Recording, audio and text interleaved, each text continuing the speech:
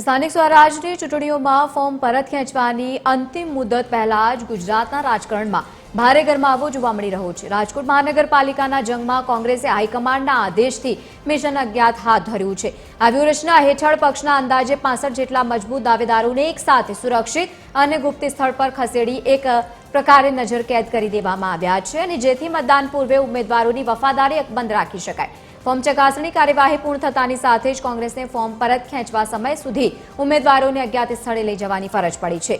રાજકોટ શહેર કોંગ્રેસના વર્તુળોમાં ચર્ચાતી વિગત અનુસાર જેટલા જૂના અને પીઢ કોંગ્રેસ આગેવાનોની ટિકિટ આપી છે તેને બાદ કરતા બાકીના 25 ઉમેદવારોને અજ્ઞાત સ્થળે લઈ જવામાં આવ્યા છે, જેમને બુધવારે સાંજે પરત રાજકોટ લાવવામાં આવશે। અને આ તરફ સુરતમાં પણ મનપાની ચૂંટણી પૂર્વે જ પોતાના 40 જેટલા મજબૂત ઉમેદવારોને 11 જેટલા ગુપ્ત સ્થાનો ઉપર ખસેડી દેવામાં આવ્યા છે। હાઈકમાન્ડના આદેશથી લેવાયેલા આ નિર્ણયનો મુખ્ય હેતુ વિરોધ પક્ષ દ્વારા થઈ શકતા સંભવિત સંપર્કને રોકવાનો અને પક્ષમાં કોઈપણ પ્રકારની રમત થતી અટકાવવાનો છે। શહેરથી દૂર આવેલા આ સેફ હાઉસની જાણકારી માત્ર ગણ્યા ગાંઠા પ્રદેશ નેતાઓ પાસે જ છે।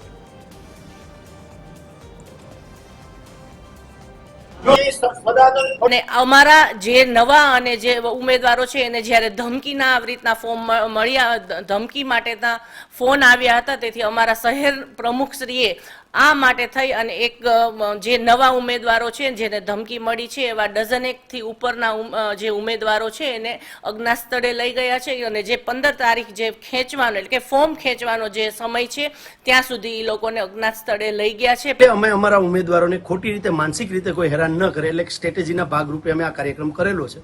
અને ભારત દેશ છે એ સમગ્ર વિશ્વની અંદર લોકશાહી ધરાવતો દેશ છે। જ્યારે દેશની અંદર અંગ્રેજોનું શાસન હતું ત્યારે પણ કોંગ્રેસ લડી અને આ દેશને આઝાદી અપાવેલી હતી। ત્યારબાદ લોકશાહીની સ્થાપના થઈ હતી, પણ આજે પણ લોકશાહી જેવું કંઈ રહ્યું નથી। ત્યારે બીજી લોકશાહી પ્રસ્થાપિત કરવાની લડાઈ અમે લોકો લડી રહ્યા છીએ।